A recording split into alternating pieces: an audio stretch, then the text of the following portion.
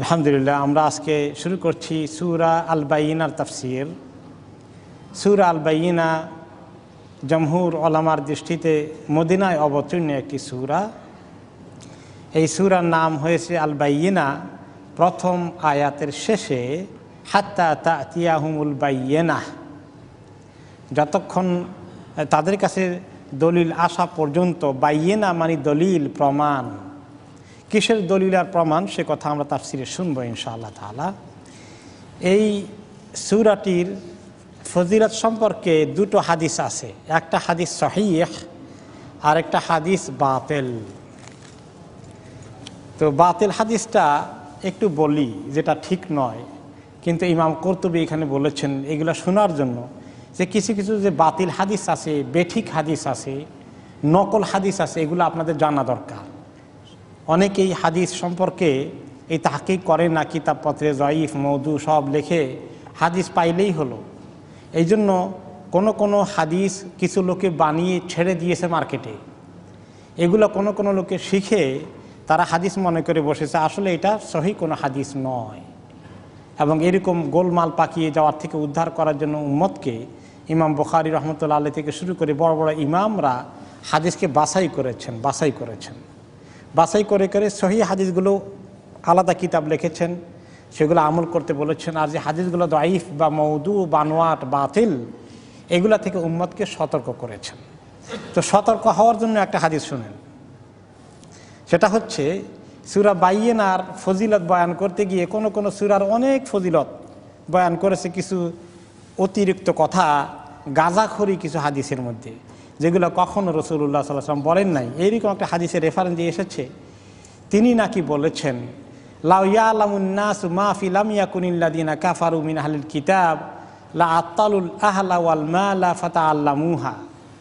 মানুষ যদি জানতো যে লাম ইয়াকুন সূরার মধ্যে কি কথা আছে, কি বক্তব্য আছে, এগুলা ঠিকমতো বুঝলে মানুষ পরিবার পরিজন, ছেলে মেয়ে, বাড়িঘর সব ফেলে সংসার ছেড়ে এই সূরাই শিখতে চাইতো, সূরার আমলই করতে চাইতো। আল্লাহ তাআলা এমন সূরা নাজিল করবেন যে মানুষ বাড়িঘর ছেড়ে কোথায় পালিয়ে যাবে। এরকম সূরা নাজিল করার জন্য আল্লাহ তাআলা কোরআন পাকে চিন্তা করেছেন নাকি? তারপরে ফাকাল রাজুল মিন খুজা ওয়া মা ফিহা মিনাল আজরি ইয়া রাসূলুল্লাহ, এরকম নাকি খুজার এক লোকে বলল, ইয়া রাসূলুল্লাহ, কি আছে এই সূরার মধ্যে, এত পুরস্কার, এত বড় প্রতিদান কি আছে? ক্বালা লা ইয়াকরাউহা মুনাফিকুন আবাদান, তিনি নাকি বলেছেন যে কোনো মুনাফিক এই সূরা পড়বে না। ওয়ালা আবদুন ফি কালবিহি শাক্কুন ফিল্লাহ, যার অন্তরে আল্লাহর ব্যাপারে সন্দেহ আছে সেই লোকও এই সূরা পড়বে না। আল্লাহি ইন্নাল মালাইকাতা আল মুকাররাবিনা ইয়াকরাউনাহা মুনযু খালাকাল্লাহুস সামাওয়াতি ওয়াল আরদ মা ইয়াফতুরুনা মিন কিরাআতিহা, আল্লাহর কসম, ফেরেশতারা আল্লাহ তাআলার কাছে যারা থাকে, একদম কাছের ফেরেশতা, মুকাররাবিন ফেরেশতা যারা আছেন, আল্লাহ যেদিন থেকে আসমান জমিন সৃষ্টি করেছেন সেদিন থেকে তারা এই সূরা শুধু পড়তেই আছে, পড়ছে আর পড়ছে, এই থামাথামি তাদের আর নাই। ওমা মিন আবদিন ইয়াকরাউহা ইল্লা বাআসাল্লাহু ইলাইহি মালাইকাতান ইয়াহফাযুনাহু ফি দীনিহি ওয়া দুনিয়াহ, এমন কোনো বান্দা নাই যে ব্যক্তি এই সূরা পড়া মাত্রই আল্লাহ তাআলা তার কাছে ফেরেশতা পাঠিয়ে দেন, তারা তাকে তার দিন এবং দুনিয়া সব কিছু পাহারা দেয়। ওয়া ইয়াদউনা লাহু বিল মাগফিরাতি ওয়ার রাহমা, আল্লাহ তাআলা কাছে তার জন্য মাগফিরাতের এবং রহমতের দোয়া করতে থাকে ফেরেশতারা। হাদরামি, যিনি এই হাদিসের অন্যতম রাবি, তিনি বলেন, ফাজিতু ইলা আবি আব্দুর রহমান ইবনে নুমাইর, আবু আব্দুর রহমান ইবনে নুমাইর একজন বড় আলেম ছিলেন, মুহাক্কিক, তাবিঈ আলেম। ফাআলকাইতু হাদাল হাদিস আলাইহি, আমি হাদিসটা এক লোক থেকে শুনে ওনার কাছে পেশ করলাম যে হাদিসটা কেমন লাগলো আপনার কাছে। ফাকালা হাদা কাদ কাফানা মুউনাতাহু, বললেন যে এই হাদিসের আমাদের দরকার নাই, ফালাও হাদিস এটা, ফালা তাউদ ইলাহি, খবরদার আর কোনোদিন এই হাদিসের কাছে যাব না। এখন বোঝা গেছে তো যে রং হাদিস, এটা বয়ানও করার দরকার নেই, শোনারও দরকার নেই, শোনানোরও দরকার নেই। আপনাদেরকে শোনালাম এই জন্য যে এইরকম হাদিসও আছে। ওই যে অনেক বিষয়ের উপরে আছে না, হাদিসে আছে, হাদিস কি গোড়া নাই, বানানো হাদিস, বানোয়াট হাদিস। তো সতর্ক করলেন, ফালা তাউদ ইলাহি, খবরদার এই হাদিসে খেতে যেও না। আরেকজনের থেকে আবু দারদা সাহাবীর বরাত দিয়ে আরেক লোক বয়ান করেছে যে নবী করিম সাল্লাল্লাহু আলাইহি ওয়াসাল্লাম বলেছেন যে এই ব্যক্তি এই হাদিস যদি কেউ মানুষ যদি জানতো এই সূরার মধ্যে কি বয়ান আছে, তাহলে তারা সমস্ত ছেলে মেয়ে আহাল ফেলে দিয়ে চলে যেত, শুধু এইটাই শিখতো আর শিখাতো। তারপর ইমাম কুরতুবী হাদিস বাতিল হাদিস বয়ান করে বললেন, হাদিসুন বাতিল, এগুলা সব কি বাতিল হাদিস, এগুলা শোনার দরকার নেই, একটাও সহিহ না এগুলো। তারপরে তিনি বললেন, ওয়াইন্নামাল হাদিসুস সহিহ মা রুইয়া আন আনাস রাদিয়াল্লাহু আনহু, তবে এই সূরার ফজিলত সম্পর্কে একটা খাস হাদিস আছে, সহিহ হাদিস, যেটা আনাস রাদিয়াল্লাহু আনহু থেকে বর্ণিত হয়েছে। সাহাবী আনাস রাদিয়াল্লাহু আনহু বর্ণনা করেছেন এবং হাদিসটি বুখারী এবং মুসলিমে আছে, একদম পাক্কা সহিহ হাদিস। সেই হাদিসটা মনোযোগ দিয়ে শোনা দরকার, তাই না? সেই হাদিসটা হচ্ছে, আন্না নবী সাল্লাল্লাহু আলাইহি ওয়াসাল্লাম ক্বালা লি উবাই ইবনে কাব, নবী করিম সাল্লাল্লাহু আলাইহি ওয়াসাল্লাম সাহাবী উবাই ইবনে কাব রাদিয়াল্লাহু আনহুকে বললেন, ইন্নাল্লাহা আমারানি আন আকরা আলাইকা লাম ইয়াকুনিল লাযিনা কাফারু।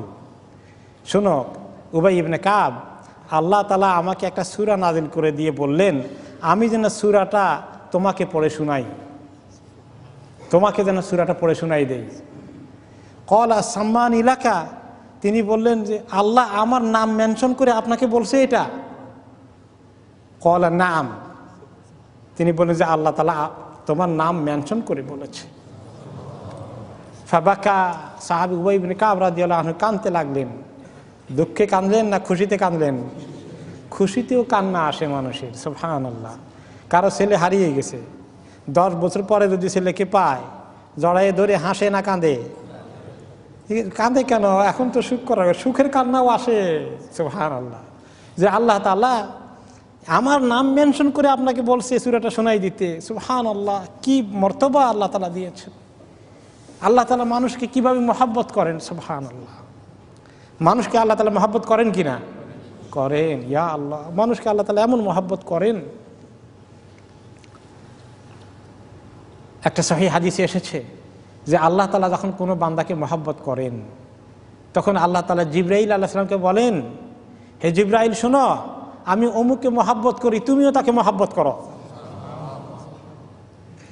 জিবরাইল আলাইহিস সালাম এই কথা শুনে তাকে মহব্বত করা শুরু করেন এবং তিনি আসমানে সকল ফেরেশতা মাখলুককে ডেকে বলেন, শোনো, আল্লাহ তাআলা অমুক বান্দাকে মহব্বত করেন, তোমরা সবাই তাকে মহব্বত করো। তখন আসমানে সকল ফেরেশতারা তাকে মহব্বত করা শুরু করে দেয়, সকল মাখলুক তাকে মহব্বত করেন, তার জন্য আল্লাহর কাছে দোয়া করতে থাকেন।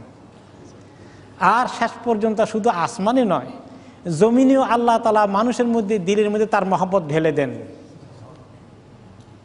তারা মহব্বত করা শুরু করে দেয়, জমিনেও তার মহব্বত শুরু হয়ে যায়। তবে আবার মনে করবেন না কাফের বেদিন আপনাকে মহব্বত করা শুরু করে দিবে, তাহলে খবর বেশি ভালো না। দিনের দুশমনরা যদি আপনার মহব্বত করে, তাহলে খবরটা কি ভালো? এটা খুব খারাপ খবর। কারণ নবী করিম সাল্লাল্লাহু আলাইহি সাল্লামকে আল্লাহ তাআলা মহব্বত করেছেন কিনা? ওনাকে জিবরাইল আলাইহিস সালাম মহব্বত করেছেন কিনা? ওনাকে আসমানের সমস্ত ফেরেশতারা মহব্বত করেছেন। জমিনের মুসলমানরা, মুমিন দিনদার লোকেরা ওনাকে মহব্বত করেছে কিনা? করেছেন। আবু জাহেল মহব্বত করেছেন না। আবু জাহেল, আবু লাহাবের মহব্বত যদি কেউ চায়, তাহলে তার কপাল খারাপ, তাহলে সে আল্লাহর কাছে ক্রিমিনাল, সে আল্লাহর মহব্বতের পাত্র না। ঠিক তেমনি ওই হাদিসে আবার এসেছে, মুসলিম সহিহ মুসলিমের রিওয়ায়াতে এসেছে অতিরিক্ত, আল্লাহ তাআলা যদি কাউকে ঘৃণা করেন, কারো প্রতি আল্লাহ তাআলা কাউকে প্রচণ্ডভাবে অপছন্দ করেন, তখন আল্লাহ তাআলা জিবরাইল আলাইহিস সালামকে ডেকে বলেন, জিবরাইল, আমি অমুককে সাংঘাতিকভাবে অপছন্দ করি, এই জালিমকে খুব ঘৃণা করি, তুমি তাকে ঘৃণা করো, অপছন্দ করো। জিবরাইল আলাইহিস সালাম তাকে ঘৃণা করেন, অপছন্দ করেন। তারপরে তিনি আসমানে সকল মাখলুক ফেরেশতাকে ডেকে বলেন, অমুককে আল্লাহ তাআলা খুবই ঘৃণা করেন, অপছন্দ করেন, তুমিও তাকে হেট করো, তোমরা সবাই তাকে হেট করো, সবাই তাকে হেট করে। এরপরে জমিনের মধ্যে আল্লাহ তাআলা তার অপছন্দ ছড়িয়ে দেন, দুনিয়া মানুষ তাকে সিসি করে, অপছন্দ করে। তাই বলে জমিনের নেককার দিনদার বান্দাকে কাফের বেদিন মহব্বত করে? তারা মুমিনরা মহব্বত যাদেরকে করে, কাফেররা তাদেরকে কি করে? ঘৃণা করে। এই জন্য কিছু লোক আছে যে সারা দুনিয়ার সবার কাছে মহব্বতের হইতে চায়, না, সবার কাছে মহব্বতের হওয়া যায় না। দিনদারদের কাছে মহব্বত হওয়ার একটা ক্রাইটেরিয়া, আর যারা দিনের দুশ্মন তারা যদি মহব্বত শুরু করে এটা আরেক ক্রাইটেরিয়া। এটা খুব খারাপ জিনিস। যাই হোক, আল্লাহ তাআলা মানুষকে মহব্বত করেন, এই প্রমাণ পাওয়া গেল সাহাবী উবাই ইবনে কাব রাদিয়াল্লাহু আনহুর হাদিস। এই হলো সহিহ হাদিস এই সূরার ফজিলত সম্পর্কে। সূরার ফজিলত সম্পর্কে কোনো বাংলা উর্দুতে অনেক বই কিতাব আপনারা পাবেন যে প্রত্যেক সূরার অনেকগুলো ফজিলত লেখছে। এই ফজিলতের মধ্যে কিছু কিছু সূরার কিছু ফজিলত আছে, কিন্তু খুব কম সূরার ফজিলতগুলো সহিহ হাদিসে প্রমাণ। বেশি বেশি ফজিলতের হাদিসগুলো বানানো, মন গড়া, বাতিল হাদিস। এই ব্যাপারে আমি অল্প করে কিছু লিখছি বাংলায় আমার খুতবার কিতাবে, আপনারা দেখছেন হয়তো, এই যে বানোয়াট হাদিস সম্পর্কে। তো এই ওলামায়ে কেরাম যখন দেখলেন যে অনেক বানোয়াট হাদিস এই হাদিসের কোরআনে বিভিন্ন সূরার ফজিলত সম্পর্কে পাওয়া যায়, খুঁজে খুঁজে কিছু লোককে বাইর করলেন, এগুলো আবিষ্কার করে কে, একজনকে ধরলেন। এই লোকটা অনেক ফজিলত আবিষ্কার করেছে, বহু সূরার বিভিন্ন ফজিলত নিয়ে এসে অনেকগুলো হাদিস লিখে ফেলছে। তাকে ধরা হলো, তুমি এগুলো পাইলা কই? আমি এগুলো সব বানাইছি। বানাইয়ে বলছে ক্বালা রাসূলুল্লাহ সাল্লাল্লাহু আলাইহি ওয়াসাল্লাম। ইয়া আল্লাহ, কত বড় মারাত্মক কথা। তো তাকে জিজ্ঞাসা করা হলো যে তুমি যে এই হাদিস বানালা, এটা তো আল্লাহ নবী বলেন নাই, তুমি ওনার নামে চালিয়ে দিলা, কেন হাদিস বানালা? তোমার উদ্দেশ্য কি? আমার উদ্দেশ্য মোটেই খারাপ না, উদ্দেশ্য খুব ভালো। কি উদ্দেশ্য? বলে যে আমি দেখি যে মানুষ নাহু, সরফ, ফিকহের কিতাব এগুলো নিয়ে ব্যস্ত আছে, কোরআন শরীফ বেশি লোকে পড়ে না। যে কোরআন পড়ার জন্য উৎসাহিত করতে অনেক ফজিলত আবিষ্কার করে যোগ করে দিছি, যেন হাদিস মনে করি বেশি খুব বেশি করে কোরআন শরীফ পড়ে। তো নিয়তটা খুব ভালো না? নিয়ত ভালো, উদ্দেশ্য ভালো হলেই চলবে। তরিকা কি হওয়া লাগবে? পদ্ধতি, তরিকা, মেথোডোলজি, কর্মপদ্ধতিটাও সহি হওয়া লাগবে। খালি নিয়ত সহি হলে হবে না। এই জন্য নিয়ত সহি হওয়া সাথে সাথে কর্মসূচি, কর্মপদ্ধতিটাও সহি হওয়া লাগবে। তো এরকম কিছু লোকে এই কাজ করেছে, এটা ঠিক হয় নাই। সে যে জানে না, তার ইলমের কমতি, খালি এটাই দেখলো লোকেরা কোরআন শরীফ কম পড়ে, কিভাবে কোরআন শরীফের দিকে মন ঝুঁকানো যায়, এই জন্য ফজিলতের কাহিনী বলো খালি। সে ভুলে গেল যে এইটা বড় গুনাহ। হাদিসে এসেছে মান কাযাবা আলাইয়া মুতাআম্মিদান ফালিয়াতাবাওয়া মাকআদাহু মিনান নার। যে ব্যক্তি আমার ব্যাপারে কোনো মিথ্যা হাদিস বলে চালিয়ে দেয়, আমি বলি নাই, সে জেনে শুনে মিথ্যা হাদিস বয়ান করে, তাহলে সে যেন জাহান্নামে তার ঠিকানা খুঁজে বের করে। অনেক সতর্ক হওয়া লাগবে। এই জন্য ইলমের বিষয়টাকে কম্প্রোমাইজ করা যায় না। ফজিলত বলতে গেলে চেক করতে হবে হাদিসটা কতটুকু সহিহ আছে। আমরা এখন আসি তাফসিরের দিকে। এই হাদিসে এই সূরার নাম হচ্ছে সূরা লাম ইয়াকুন অথবা সূরা আল বাইয়িনা। বাইয়িনার কারণ আমরা বলেছি যে প্রথম আয়াতে এটা আছে, এই জন্য বাইয়িনা বলা হয়েছে। এই যে হাদিসটা আমরা শুনলাম, সহিহ হাদিসটা, যে উবাই ইবনে কাব রাদিয়াল্লাহু আনহুকে রাসূলুল্লাহ সাল্লাল্লাহু আলাইহি ওয়াসাল্লাম তেলাওয়াত করে শোনালেন। সাধারণত ওস্তাদ ছাত্রকে তেলাওয়াত করে কম শোনায়, ছাত্র ওস্তাদকে তেলাওয়াত করে শোনায়। এখানে একটা মাসালা বের করলেন ইমাম কুরতুবী রাহমাতুল্লাহ আলাইহি, বললেন ওয়াফিহি মিনাল ফিকহি কিরাআতুল আলিমি আলাল মুতাআল্লিম। যে ছাত্র ওস্তাদের কাছে শুধু কিতাব পড়বে না, ওস্তাদও মাঝে মধ্যে পড়তে পারেন ছাত্রদের কাছে। এটার দলিল পাওয়া গেল। রাসূলুল্লাহ সাল্লাল্লাহু আলাইহি ওয়াসাল্লামের ওস্তাদ, তিনি ওস্তাদ, ওনার ছাত্র সাহাবী উবাই ইবনে কাব রাদিয়াল্লাহু আনহু তিনি পড়ে শোনালেন। তো এটাও একটা দলিল পাওয়া গেল। এরপরে আমরা তাফসিরের দিকে আসি। প্রথম আয়াতের অর্থ, সরল অর্থ হচ্ছে লাম ইয়াকুনিল্লাযীনা কাফারু মিন আহলিল কিতাবি ওয়াল মুশরিকিনা মুনফাকিনা হাত্তা তা'তিয়াহুমুল বায়্যিনা। যারা কুফরি করেছে, আহলে কিতাবের অনুসারী যারা কুফরি করলো, আর মুশরিকিন যারা কুফরিতে লিপ্ত থাকলো, মুশরিকরা, এরা সবাই থামবে না, থামলো না, অথবা তারা এই থেমে যায়নি যতক্ষণ না তাদের কাছে এই দলিল প্রমাণ না এসেছে।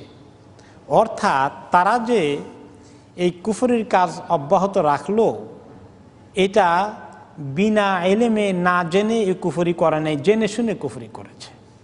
তাদের কাছে দলিল প্রমাণ এসে গেছে যে এই নবী মুহাম্মদুর রাসূলুল্লাহ সাল্লাল্লাহু আলাইহি ওয়াসাল্লাম মাবউসুন লিল রাহমাতাল লিল আলামিন, তিনি আল্লাহর পক্ষ থেকে মানুষের জন্য নবী হিসাবে প্রেরিত হয়েছেন। তিনি একজন দাবিদার নবী না, তিনি হক নবী।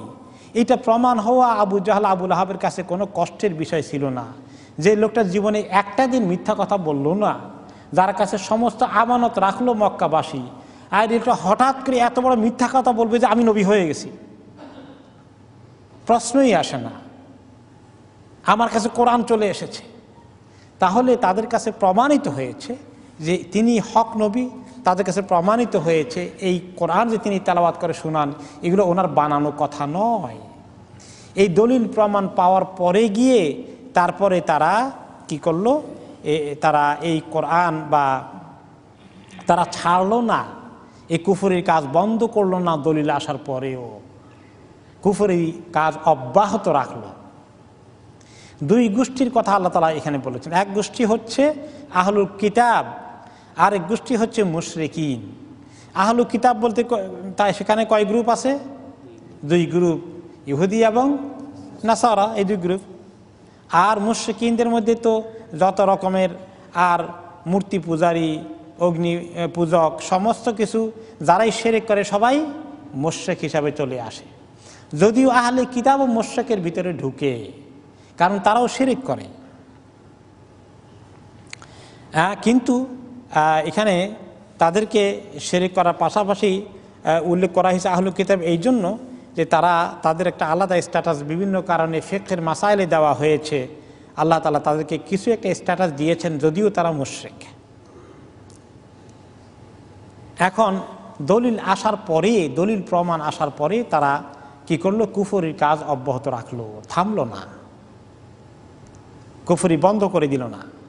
সুস্পষ্ট দলিল প্রমাণ পাওয়ার পরেও ইয়ারিফুনাহু কামা ইয়ারিফুনা আবনাআহুম, আল্লাহ তাআলা অন্য আয়াতে বলেছেন তিনি যে হক নবী মুহাম্মদ সাল্লাল্লাহু আলাইহি ওয়াসাল্লাম, তারা এত ভালো করে জানে, এত ভালো করে চিনে যে তাওরাত ইনজিলে যে লক্ষণগুলো বলে দেওয়া হয়েছে, আখিরি নবীর জামানা আসার টাইমে কি কি লক্ষণ থাকবে, ওনার ব্যক্তিগত জীবনে কি ধরনের পরিচয় থাকবে, অনেক লক্ষণ আছে।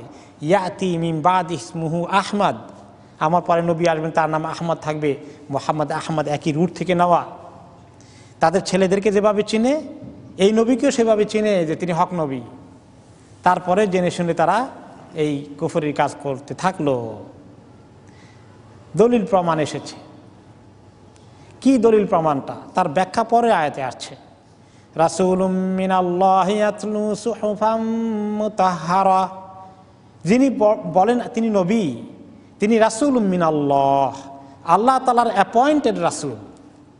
আল্লাহ তাআলা তাকে অ্যাপয়েন্টমেন্ট দিয়ে পাঠিয়েছেন। তিনি নিজে তো দাবি করেননি। 40 বছরের আগে তিনি কোনোদিন প্ল্যান করেন নাই যে তিনি নবী হবেন, নবুয়ত দাবি করবেন। এই সমস্ত চিন্তাভাবনা তিনি করেছেন? বসে বসে প্ল্যান করেছেন? কারোর সঙ্গে আলাপ করেছেন যে আমি তো নবী হতে যাচ্ছি? কোনোদিন সেই চিন্তাই করেন নাই। আল্লাহ তাআলা গারে হেরায় 40 বছর বয়সে ওনাকে অ্যাপয়েন্টমেন্ট দিলেন। হ্যাঁ, রাসূলুম মিনাল্লাহ, আল্লাহর পক্ষ থেকে নিয়োজিত, নিয়োগপ্রাপ্ত নবী। আর তিনি কি করেন? ইয়াতলু সুহুফাম মুতাহহারা, তিনি তেলাওয়াত করে শুনান সহিফাগুলো থেকে, যেগুলো পাক পবিত্র। কোরআনে পাক যে লেখা আছে লাউহে মাহফুজের মধ্যে, যে বোর্ডে লেখা আছে, যে সহিফার মধ্যে লেখা আছে, সেগুলো ওনাকে পড়ে শোনানো হয়। জিবরাইল আলাইহিস সালাম পৌঁছে দেন, তিনি সেগুলো তাদেরকে পড়ে পড়ে শোনান। সেই কথাগুলো সূরা থেকে বিভিন্ন আহকামগুলো, রুলসগুলো, নিয়ম কানুন পদ্ধতিগুলো বিভিন্ন চ্যাপ্টারে তাদেরকে শোনান। এগুলা যেমন মুতাহহারা, পাক পবিত্র, নাজাস থেকে, পাক পবিত্র শিরক থেকে পরিপূর্ণ হক কথাগুলো তিনি তাদেরকে পড়ে পড়ে শোনান। তিনি মানুষ হিসাবে আল আমিন, বিশ্বস্ত। আর যে তেলাওয়াত করে শোনান, এটাও সে জিনিসটা অত্যন্ত পবিত্র, পাক, হক কথা। সেই দলিল প্রমাণ পাওয়ার পরে তারা ডিনাই করে। ফিহা কুতুবুন কাইয়্যিমা, এবং সেই ওয়াহির মধ্যে কুতুবুন কাইয়্যিমা, অত্যন্ত মজবুত, হক, সহি, মুস্তাকিম কথাবার্তাগুলো আছে। কুতুব বলতে কিতাবের বহু বচন, বই পুস্তক বোঝানো হয় নাই, বরঞ্চ এখানে কুতুব বলতে বোঝানো হচ্ছে আহকাম, যে সমস্ত হুকুমগুলো তিনি নাজিল করে শোনান, যে সমস্ত ফরমান তিনি আল্লাহর পক্ষ থেকে শোনান, এগুলোকে কুতুব বলা হয়েছে। অর্থাৎ কিতাব আকারে লেখার মতো যে নিয়ম কানুনগুলো, শরীয়তের হুকুম আকাম বলে দেন, এগুলো প্রত্যেকটি কাইয়েমা, অত্যন্ত মজবুত সহি কথা। এই কথাগুলোর মধ্যে লা রাইবা ফি, কোনো সন্দেহ নাই। যালিকাল কিতাবু লা রাইবা ফি, এত একটা ভেরি নিরেট সত্য হক কথা তিনি তাদেরকে পড়ে শোনান, এগুলোর দিকে ডাকেন, আর এগুলো জেনে শুনে তারা শেষ পর্যন্ত কি করলো? ডিনাই করলো, কুফরি তারা থামায় না। ওয়ামা তাফাররাকাল্লাযীনা উতুল কিতাবা ইল্লা মিন বাদি মা জাআতহুমুল বায়িনাহ। উতুল কিতাব, যাদেরকে কিতাব দেওয়া হয়েছে, এরাও মক্কার মুশরিকদের তুলনায় এরা তো আরেকটু বেশি নলেজেবল ছিল। আহলু কিতাব ইহুদি নাসারার কাছে তাওরাত ইনজিল থাকার কারণে আখিরি নবী মুহাম্মদ সাল্লাল্লাহু আলাইহি ওয়াসাল্লামের সমস্ত লক্ষণগুলো, সাইনগুলো, দলিল প্রমাণগুলো, মুজিজাগুলো তাদের কাছে মোর ক্লিয়ার ছিল। এই জালিমগুলোও কি করলো? তারা বিভিন্ন পথ, বিভিন্ন মত চলে গেল। তাদের কাছে বাইয়েনা দলিল প্রমাণ আসার পরে, অর্থাৎ তাওরাত, ইনজিল, এই সমস্ত কিতাবে যে হুকুম হাকাম ছিল সেগুলোর থেকে তারা ধরে রাখে নাই। সেখান থেকে আগে থেকেই তাদের মধ্যে পদস্খলন শুরু হয়ে গেছে। কিতাবকে তারা ইয়াকতুবুনাল কিতাবা বিআইদিহিম ইউহাররিফুনাল কালিমা আম্মা মাওয়াদিহি, আল্লাহ তাআলার কথাকে নিজেরা লেখা পড়া কাটা ছিঁড়া করে সব উল্টাপাল্টা চেঞ্জ করে ফেলেছে। এইভাবে তাদের মধ্যে তাফাররুক সৃষ্টি হয়েছে। তারা দলে বিভক্ত হয়েছে, বহু গ্রুপে বিভক্ত হয়েছে, বিভিন্ন ফেরকাবাজিতে লিপ্ত হয়েছে, তাওহীদ হারিয়ে গেছে, শিরক জায়গা গ্রহণ করেছে। এইগুলা সব কিছু হয়েছে যে তারা বাইয়েনা দলিল প্রমাণ পাওয়ার পরে তাদের মধ্যে এই সমস্ত পদচ্যুতি, এই সমস্ত পদস্খলন, এই সমস্ত মিসগাইডেন্স, ডেভিয়েশন এসে গেছে।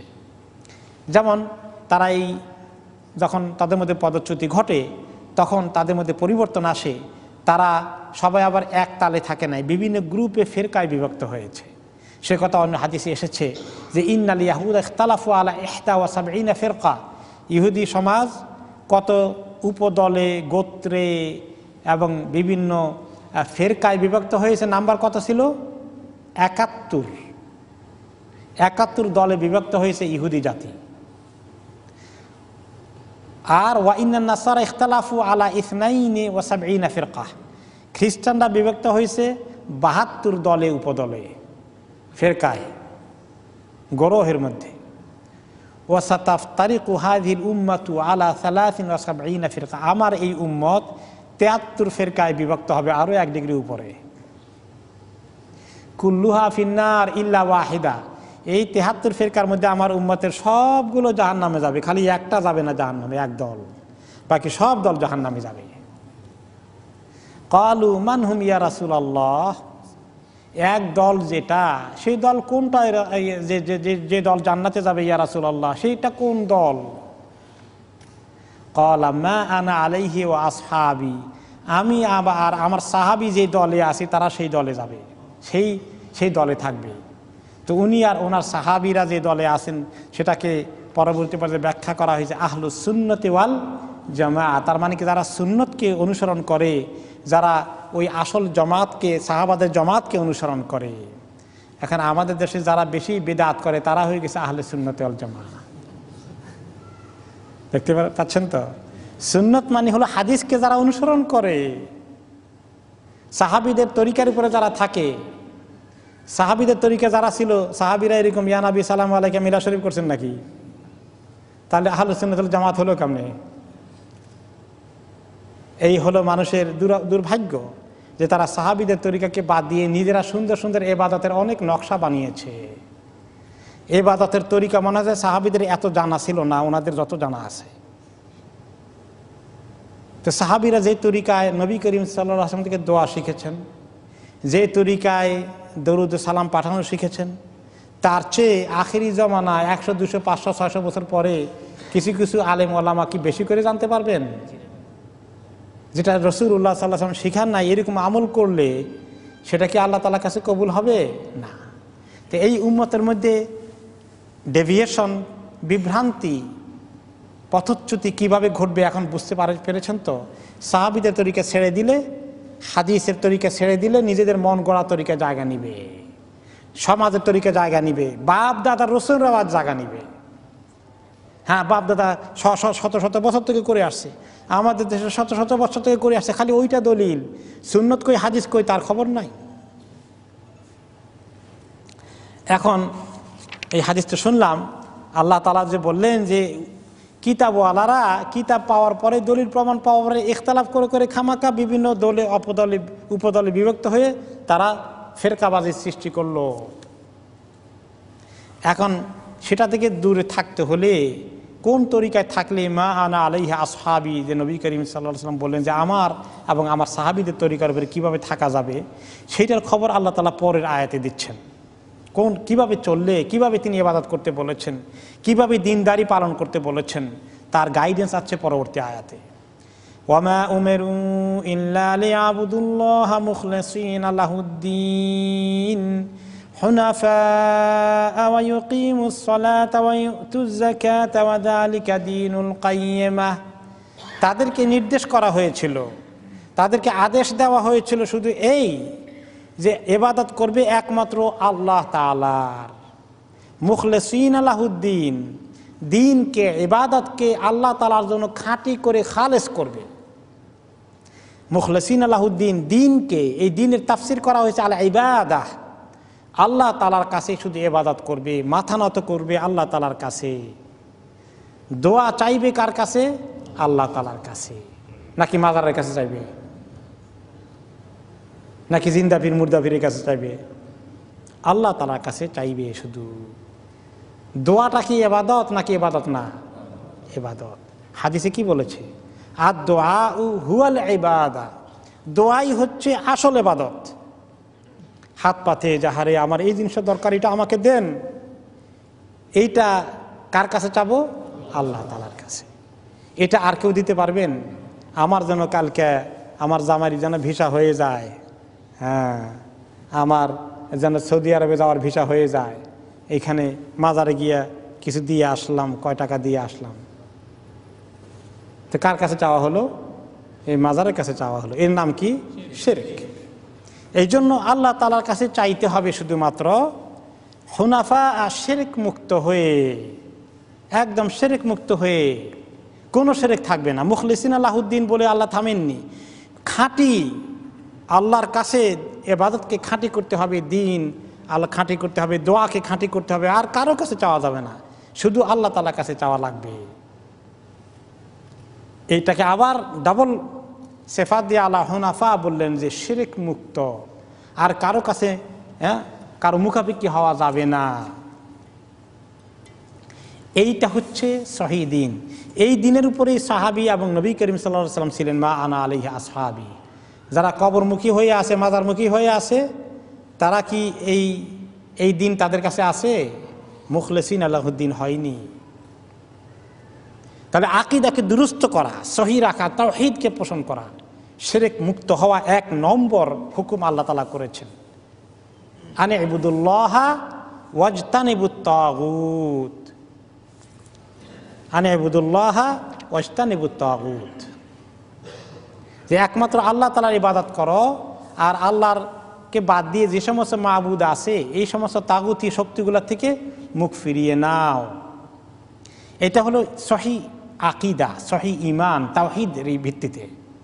ঈমানের ভিত্তি হচ্ছে তাওহীদ, কুল হুয়াল্লাহু আহাদ, তাওহীদ থেকে এসেছে। তাওহীদ না থাকলে ঈমান গলত, ওই ঈমান আল্লাহ তাআলা কবুল করবেন না। তাহলে ঈমান কবুল হবে না তাওহীদ না থাকলে। এরপরে 2 নম্বর, ঈমানের পরে, আকীদার পরে আল্লাহ তাআলা যে আমল আমাদের কাছে চাইলেন সেটা হচ্ছে ওয়া ইউকিমুস সালাহ, তাদেরকে আরেকটা হুকুম করা হয়েছে নামাজ কায়েম করতে। ঈমানের পরেই যে ইবাদত সেটা কি? নামাজ। ওয়াহি আশরাফু ইবাদাতিল বাদান, শারীরিকভাবে শ্রেষ্ঠ ইবাদত, শারীরিক ইবাদতের নাম হচ্ছে নামাজ। মানুষের শরীর দিয়ে কষ্ট করে যে ইবাদতটা করে, সর্বোত্তম ইবাদত হচ্ছে শারীরিক ইবাদতের মধ্যে নামাজ। এরপরে 3 নম্বরে আল্লাহ তাআলা আরেকটি ইবাদতের কথা বললেন, ওয়া ইউতুজ যাকাহ, তারা যেন যাকাত প্রদান করে। ওয়াহিয়াল ইহসানু ইলাল ফুকারা ওয়াল মাহাওয়িজ ওয়াহিয়া আশরাফুল ইবাদাতিল মালিয়া, মালি ইবাদতের মধ্যে শ্রেষ্ঠ ইবাদত হচ্ছে মালি ইবাদতের মধ্যে যাকাত। এই জন্য কোরআনে পাকে আল্লাহ তাআলা আকিমুস সালাহ ওয়া আতুজ যাকাহ কতবার বলেছেন। এই দুটো শ্রেষ্ঠ ইবাদতের কথা এখানে বলা হলো।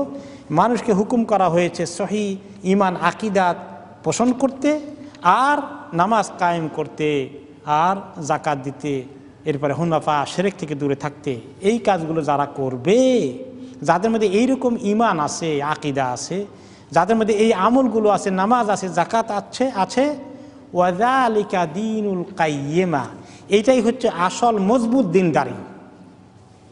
যদি কোনো একটা মুমিনের আকীদা সহিহ থাকে, তাওহীদ শিরক নাই, নামাজ ঠিক রাখতে পেরেছে, জাকাত ঠিক মতো দেয়, মোটামুটি পাক্কা মুসলমান হওয়ার আশা বুনিয়াদ তার ভিতরে আছে, আলহামদুলিল্লাহ।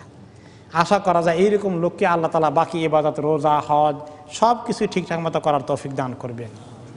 এই তিনটার মধ্যে যদি গন্ডগোল থাকে, আকীদায় গন্ডগোল থাকে, নামাজে গন্ডগোল থাকে, জাকাতে গন্ডগোল থাকে, ঠিকমতো না দেয়, তাহলে তার দিনদারির মূল মজবুতি নাই, তাহলে তার সব নড়বড়ে হয়ে গেল।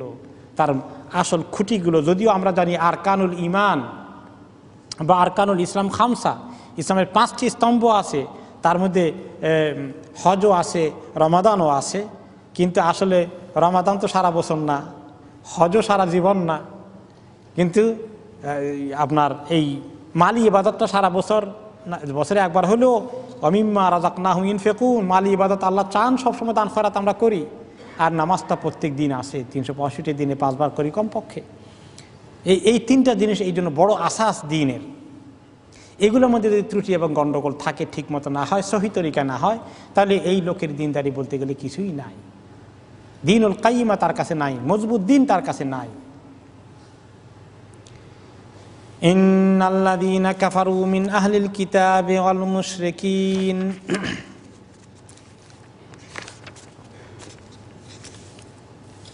ইন্নাল্লাযীনা কাফারু মিন আহলিল কিতাবি ওয়াল মুশরিকিনা ফী নারি জাহান্নামা খালিদিনা ফীহা উলাইকা হুম শাররুল বারিয়াহ। এখন যারা এই কুফরি করলো, আহলে কিতাবের জ্ঞান থাকার পরেও, ওয়াল মুশরিকিন, মুশরিকরা যারা নিজেকে নবী সাল্লাল্লাহু আলাইহি ওয়াসাল্লাম নিজের চোখের সামনে দেখেও একটা সত্যবাদী মানুষকে, আল আমিনকে তারা মানতে পারল না, এদের শাস্তি কি হবে? ফিনারে জাহান্নামা খালিদিনা ফিহা, জাহান্নামের আগুনে তাদেরকে থাকতে হবে চিরদিন। ওখান থেকে বাইরে হতে পারবে কিছুদিন পরে না। খালিদিনা ফিহা, কত বড় ক্ষতি!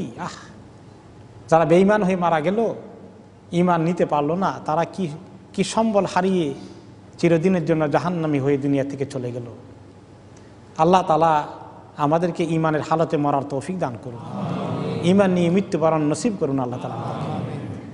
যদি চিন্তা করেন, যদি ঈমান না থাকতো, আজকে আপনি মিলিয়নিয়ার হতেন।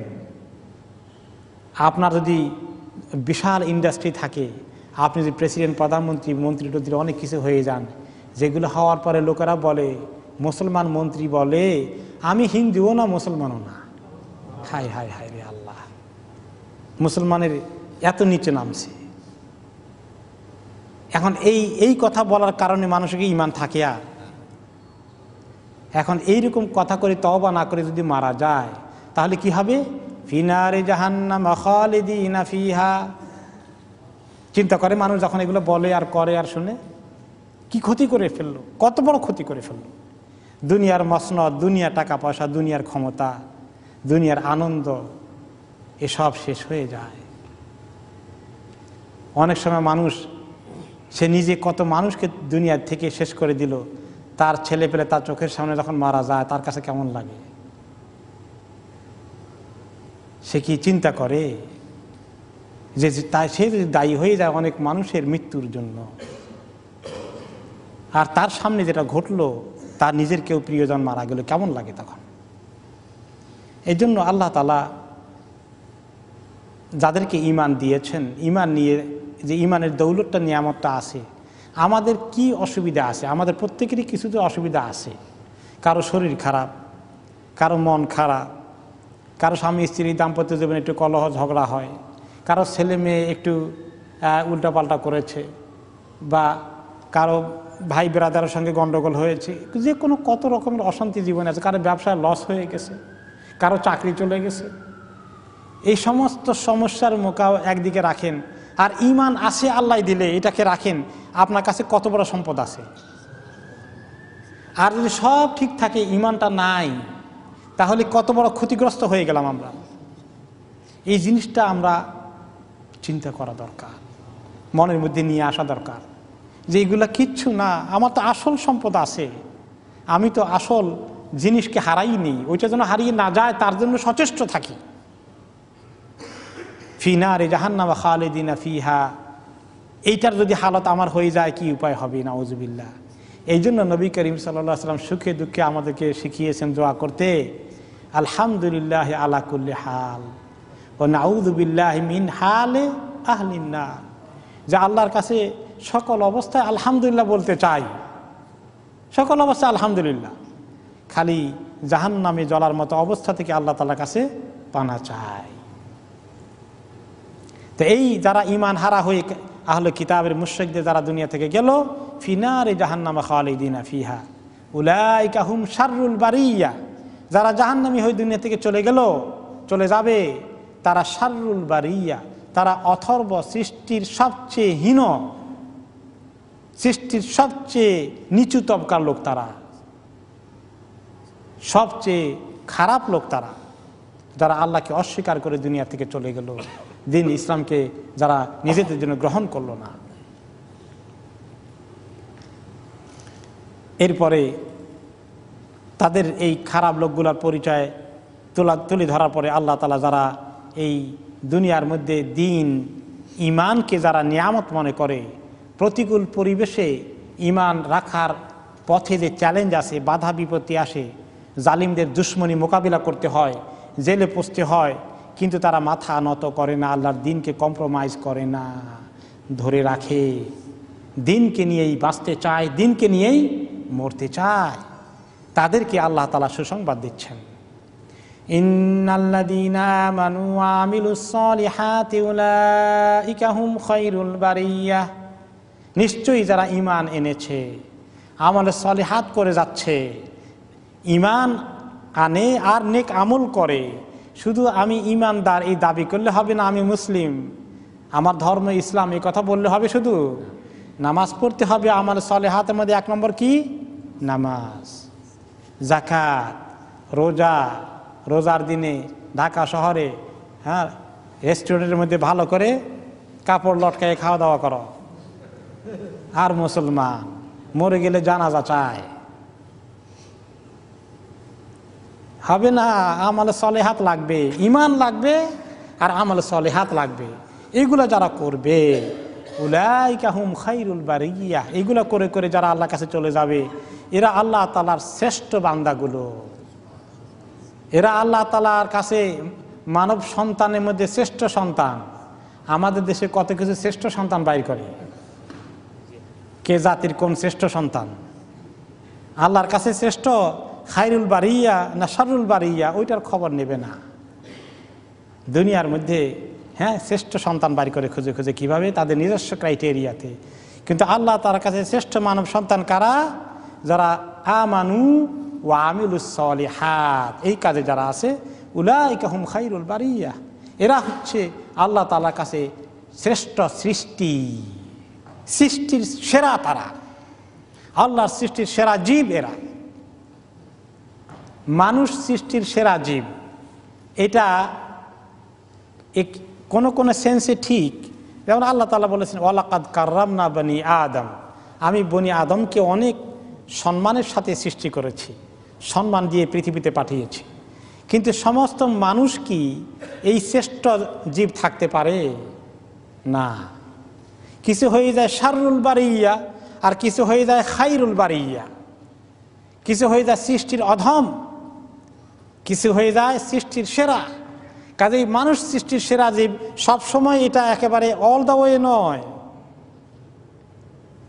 মানুষ সৃষ্টির অধম হয়ে যায়, সে কথা আল্লাহ তাআলা বলেছেন লাকাদ খালাকনাল ইনসানা ফি আহসানি তাকওয়িম, আমি মানুষকে কত সুন্দর অবয়ব দিয়ে সৃষ্টি করেছি, আশরাফুল মাখলুকাত বানিয়েছি। এটাই হচ্ছে মানুষের সৃষ্টির সেরা জীব, এই স্টেটমেন্টের সঙ্গে এটা মিলে। কিন্তু এই মানুষ অপকর্ম করতে করতে, বেঈমান হতে হতে, বেদিন হতে হতে, দিনের দুশ্মনী করতে করতে কোথায় চলে যায়? সুম্মা রাদাদনাহু আসফালা সাফিলিন, আমি তাকে সৃষ্টির সবচেয়ে অধম, সবচেয়ে খারাপ, নিকৃষ্ট পর্যায়ে নিয়ে যাই।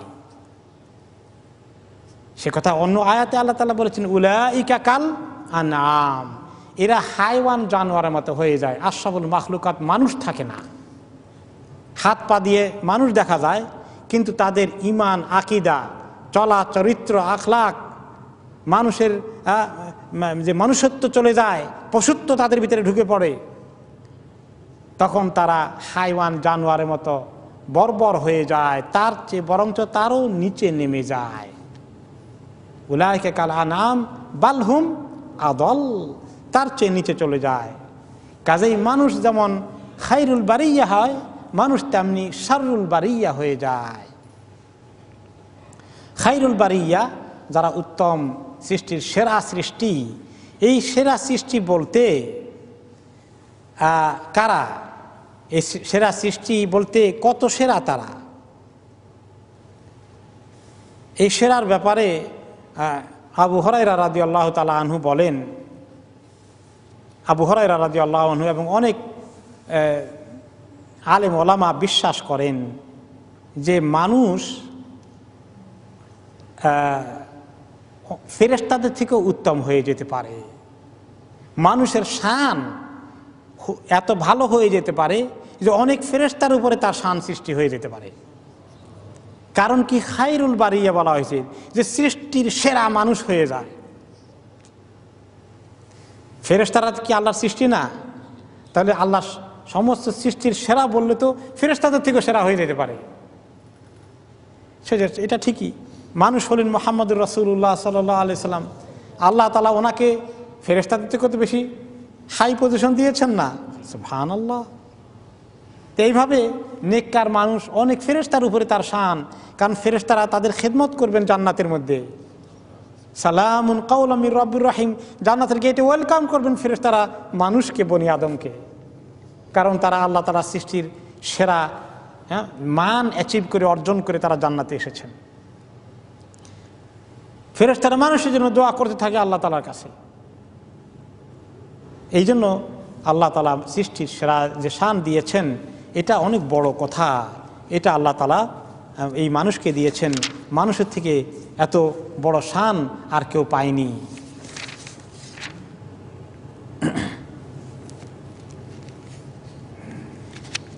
এরপরে আল্লাহ তাআলা যারা এই জান্নাতে যাবে সৃষ্টির সেরা এই মর্যাদা নিয়ে, তাদের পুরস্কারের কথা বলছেন।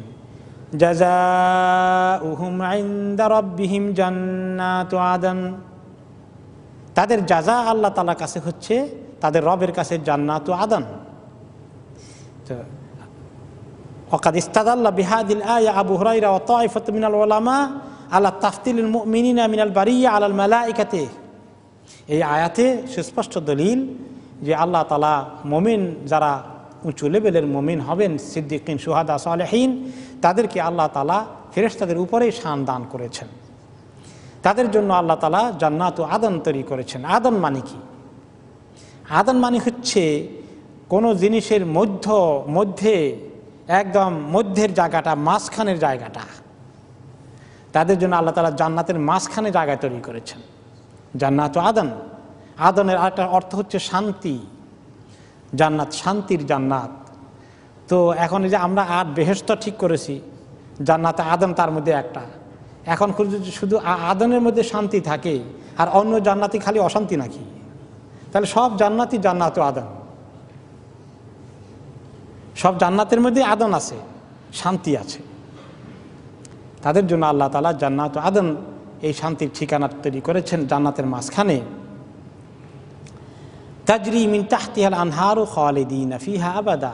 সেই জান্নাতগুলো এমন যে এগুলোর মধ্যে নহর প্রবাহিত হতে থাকবে, পানির নহর কিভাবে প্রবাহিত হবে? কোন কোন হাদিসে এসেছে জান্নাতীরা যখন জান্নাতে থাকবেন, তো বিশাল জান্নাত, এত বড় জান্নাত যে ছোট জান্নাতের এরিয়া কতদূর হবে বলেন তো দেখি? এই দুনিয়ার কত সাইজ হবে? 10 গুণ সাইজ হবে একজনের জান্নাত। যে ব্যক্তি একেবারে কম দরজার জান্নাত পাবেন, আর বেশি দরজার কদ্দুর পাবেন এবার হিসাব করে দেখেন। এখন কেউ বলবে, ইয়া আল্লাহ, খামাকে এতবার জায়গা দিয়ে করবোটা কি? বেকার পড়ে থাকবে, তার সে দুনিয়াতে একটু বাড়াই দিলে কাজে লাগতো।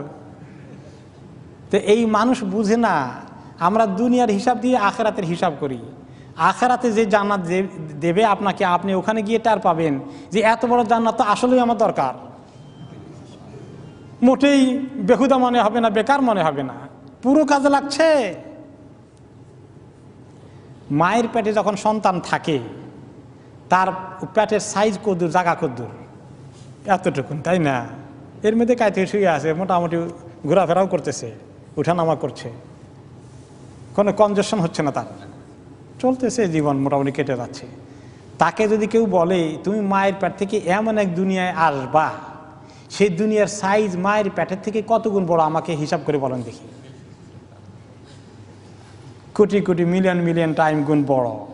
তাকে যদি বলে এমন দুনিয়াতে যাবা কোটি কোটি মিলিয়ন, এমনকি তার নিজের বাড়িঘর জায়গা জমির সাইজ যে দূর হবে সেটাও কয়েকশো গুণ, কয়েক হাজার গুণ মায়ের পেটের থেকে বড় না? তাকে যদি বলে গোটা দুনিয়ার কথা বাদ দেন, যে তোমার বাড়ি হবে, বাড়ির সাইজ এরকম হবে, তোমার জায়গা জমিন এত কেয়ার হবে, এত একর হবে, এত বিঘা হবে, এত এত বড় বিল্ডিং হবে, তোমার এতগুলো রুম থাকবে, তখন সে বলে পাগল নাকি, এগুলো দিয়ে করবো কি আমি? সে বুঝলে তাকে কেউ বলে এই কথাই বলতো যে এখানে কত আরামে শুয়ে আছে, আমার আর জায়গারই দরকার নাই। এখন সেই মায়ের পেটের হিসাব আর এই দুনিয়ার হিসাব কি এক? না। ঠিক তেমনি এই দুনিয়ার হিসাব আর আখিরাতে জান্নাতের হিসাব কি এক? এক না। এই 1 নম্বর কথা। আরেকটি কথা হলো যে এই যে নহর কিভাবে চলবে। কোন কোন রেওয়ায়েতে এসছে যে এত বিশাল জান্নাতের এত এরিয়া, পানির নহরগুলো তাকে তার হাতে রিমোট কন্ট্রোলের মতো কিছু একটা থাকবে, ইশারা করবে, শুধু সে যেদিকে যাবে পানির নহর তার পেছনে পেছনে যাবে, এরকম করে করে অটোমেটিক সিস্টেম। সুবহানাল্লাহ। তাজরি মিন তাহতিহাল আনহার। কোথায় যাবে সে? সে ছাদের উপরে গেলেও সেখানে নহর চলে যাচ্ছে, নিচে নামলে নহর চলে আসতেছে, তাকে ফলো করতেছে। কেমনে সম্ভব? সে কেমনে কথা হলো, দুনিয়াতে কেমনে বিশ্বাস হয়, কারণ অটোমেটিক সিস্টেম। দুনিয়ার অটোমেটিক সিস্টেম অনেকে বিশ্বাস করে কি না? কোনো কোনো জায়গায় দেখবেন যে পানির ট্যাপ আছে, সেখানে কোনো ঘোরানো লাগে না, খালি হাত দিলেই পানি আসে, থেমে যায়। এটা বিশ্বাস হয় নাকি হয় না? দেখছেন, এই জন্য বিশ্বাস হয়। যদি না দেখতেন তাহলে কইতে তা বাজে কথা বলে। এখন আখেরাত তো দেখি না, এই যে এত অটোমেটিক কেমনে হবে, এই বিশ্বাস হয় না। আর দুনিয়ার অটোমেটিক তো কিছুই না, মানুষের মাথার মধ্যে আল্লাহ একটু মগজ দিয়ে দিয়েছেন, চিন্তা করে বাইর করে। ও আল্লামা আদম আল আসমা কুল্লাহা, এগুলো দিয়ে দিয়েছেন আদম আলাইহিস সালামকে যেদিন সৃষ্টি করেছেন সেদিনই মাথার মধ্যে এগুলো ঢুকাই দিয়েছেন। ওই সেই আল্লাহ ঢুকাই দেওয়াটাকে আবিষ্কার করে করে, চর্চা করে করে একটু আবিষ্কার করে মানুষ, সেটা আমাদের বিশ্বাস হয়। আর আখিরাতটা বুঝে আসে না, বুঝি। এরকম সব কিছু আল্লাহ তাআলা করবেন, এমন এক নিয়ামতের ঠিকানা জান্নাত আদন তাজরি মিন তাহতিহাল আনহারু খালিদিনা ফিহা আবাদা, সেখানে তারা চিরদিন থাকবে। রাদিয়াল্লাহু আনহুম ওয়া রাদু আনহু। সবচেয়ে বড় নিয়ামত হচ্ছে তাদের জন্য সুসংবাদ যে আল্লাহ তাআলা তাদের প্রতি সন্তুষ্ট হয়ে গেছেন। আর তারা আল্লাহকে পেয়ে, আল্লাহ তাআলার পুরস্কার পেয়ে, জান্নাত পেয়ে তারা আল্লাহর প্রতি কত সন্তুষ্ট হয়ে গেছে। শুধু জান্নাতে না, দুনিয়াতে মুমিন আল্লাহর প্রতি সন্তুষ্ট আছে নাকি নাই? যে আমি যে মুসিবতে আছি, দুঃখে আছি, কষ্টে আছি, অসুখ বিসুখ আপনারা ফেস করতেছেন, অনেকেই এই একটু কষ্ট যাচ্ছে, এরপরে আল্লাহর উপরে অসন্তুষ্ট আছেন না, আল্লাহকে রব হিসাবে পেয়ে খুশি আছি। এই জন্য আমরা পড়ি রাদিতু বিল্লাহি রাব্বা ওয়া বিল ইসলামি দীনা ওয়া বি মুহাম্মাদিন সাল্লাল্লাহু আলাইহি ওয়াসাল্লাম নাবিয়্যান ওয়া রাসূলা। আমি আল্লাহকে রব হিসাবে পেয়ে, চিনতে পেরে, আল্লাহর প্রতি ঈমান আনতে পেরে আমি কত খুশি আছি। আল্লাহ আমার মাবুদ, আমি আল্লাহর ইবাদত করতে পারি, আল্লাহর কাছে সাজদা করতে পারি। আর দুনিয়ার মানুষ গিয়ে মূর্তির কাছে সাজদা করে, চন্দ্র সূর্যকে সাজদা করে, কাঠের মূর্তি, পাথরের মূর্তিকে সাজদা করে। আর আল্লাহ তাআলা আমাকে আল্লাহর আপন সত্তাকে সাজদা করার জন্য ঈমানের সন্ধান দিলেন, আলহামদুলিল্লাহ। তাহলে আমরা দুনিয়াতে খুশি আছি। মুমিন আল্লাহ তাআলার এই ঈমান পেয়ে, ইলম পেয়ে, আমল পেয়ে, আল্লাহর এই দৌলত পেয়ে সে খুশি, দুনিয়াতেই খুশি। তাহলে মুমিন দুনিয়াতে খুশি, আখিরাতেও খুশি। আর আল্লাহ তাআলা বান্দাদের প্রতি দুনিয়াতে খুশি হয়েই তো আখিরাতে দেবেন জান্নাত। এবং তাদেরকে এখন আল্লাহ তাআলা হয়তো খবর দেন নাই আপনাকে যে আপনার প্রতি আল্লাহ খুশি আছেন না বেজার আছেন, কিন্তু আল্লাহ তাআলা আপনাকে খবর দিবেন এক সময়। কোন সময় দিবেন? যখন ইন্তেকাল হয়ে যাবে। ইন্তেকালের সময় আল্লাহ তাআলা খবর দিয়ে দিবেন, ইয়া আইয়াতুহান নাফসুল মুতমাইন্নাহ ইরজিই ইলা রাব্বিকি রাদিয়াতাম মারদিয়াহ ফাদখুলি ফি ইবাদি ওয়াদখুলি জান্নাতি। হে মুতমাইন নফস, আমার প্রতি ঈমান এনে তোমার মধ্যে যে ইতমিনান ছিল, তুমি ঈমানকে পেয়ে যে খুশি ছিলে, ইতমিনান ছিলে, এবং কষ্ট হলেও, সংগ্রাম করে হলেও, নির্যাতন মোকাবিলা করে হলেও তুমি যে ঈমানের পথে টিকে ছিলে, ইন্নাল্লাযীনা ক্বালু রাব্বুনাল্লাহু সুম্মা ইসতাকামু, ইস্তেকামত করেছিলে, এখন তোমার ইন্তেকাল হচ্ছে, তোমার জন্য সুসংবাদ, ইয়া আইয়াতুহান নাফসুল মুতমাইন্না, হে ইতমিনান অর্জনকারী নফস, ঈমান অর্জন করে ইতমিনান এসেছিল তোমার ইন্তেকাল যে এখন হচ্ছে, ইরজিই ইলা রাব্বিকি, তোমার রবের কাছে তুমি আসবে, তোমার রবের কাছে, তোমার রব তোমার অপেক্ষায় আছেন তোমাকে গ্রহণ করার জন্য, তোমাকে পুরস্কার দেওয়ার জন্য। রাদিয়াতাম মারদিয়া, তুমি রবের কাছে আসো, খুশি হয়ে আসো, খুশি নিয়াতে, খুশি মনে আসো। আর মারদিয়া, তোমার রব তোমার প্রতি খুশি হয়ে তোমাকে ওয়েলকাম করবেন। ফাদখুলি ফি ইবাদি, আমার প্রিয় বান্দাদের কাতারে তুমি শামিল হয়ে যাও, তাদের লিস্টে তোমার নাম লেখানো হবে, ইল্লিয়িনে তোমার নাম লেখানো হয়ে যাচ্ছে। ওয়াদখুলি জান্নাতি, তুমি আমার জান্নাতে আসার জন্য চলে আসো, ঢুকে পড়ো। এই সুসংবাদ নিয়ে যদি আল্লাহ আমাদেরকে দুনিয়া থেকে নিয়ে যান, তাহলে এর চেয়ে বড় সুসংবাদ আর কি আছে? আল্লাহ তাআলা আমাদেরকে এই সুসংবাদ দিয়ে দুনিয়া থেকে নিন। তো এই রাদিয়াল্লাহু আনহুম ওয়া রাদু আনহু, এই সুসংবাদ আল্লাহ তাআলা তাদেরকে দিয়েছেন। দুনিয়ার মধ্যে সাহাবায়ে কেরামকে আল্লাহ তাআলা সুসংবাদ দিয়েছেন। এই আয়াত যাদের উপর নাজিল হয়েছিল, সেই সাহাবায়ে কেরাম এই স্ট্যান্ডার্ড অর্জন করেছিলেন। ওই জামাতকে, সাহাবায়ে কেরামের জামাতকে বলা যায় রাদিয়াল্লাহু আনহুম ওয়া রাদু আনহুম। এই জন্য উম্মতের আদব রক্ষা করে এই আয়াতকে, এই আয়াতের আঙ্গিকে আলোকে উম্মত যখন সাহাবীদের নাম উচ্চারণ করে, তারা তখন বলে কি রাদিয়াল্লাহু আনহু ওয়া আরদাহ। যদি আরো বলেন যে আল্লাহ তাআলা তাদের প্রতি খুশি হয়ে গেছেন, তাদেরকেও আল্লাহ তাআলা খুশি করে দিয়েছেন। এখন এই রাদিয়াল্লাহুর অর্জন শুধু সাহাবীদের মধ্যে নয়, উম্মতের পরের যুগেও কিছু থাকতে পারে, পরবর্তী যুগেও আল্লাহ তাআলার রেজামন্দি অর্জন করবে অনেকেই। সুল্লাতুম মিনাল আউয়ালিন ওয়া সুল্লাতুম মিনাল আখিরিন, আখিরি জামানার মধ্যেও অনেকেই এই নেককার হতে পারবে, আল্লাহ সন্তুষ্টির পাত্র হয়ে যাবে। আল্লাহ তাআলা আমাদেরকে যেন বঞ্চিত না করেন, তাদের অন্তর্ভুক্ত আল্লাহ তাআলা করে দেন।